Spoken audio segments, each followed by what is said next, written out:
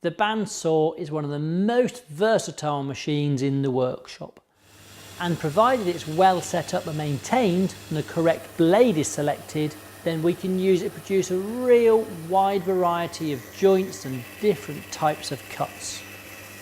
In my bandsaw setup and maintenance video, I show how to get the machine tuned up and working extremely accurately. In this video, we're going to show you a range of techniques for using it. We're going to look first at some of the more basic cuts that we tend to use most of the time.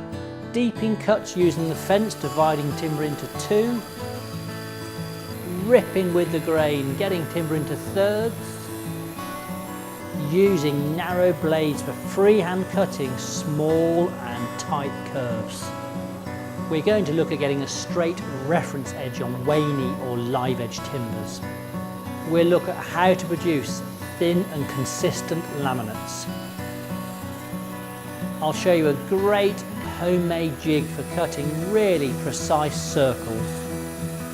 And finally, setting up to cut really accurate joints, including bridles, tenons and halving joints.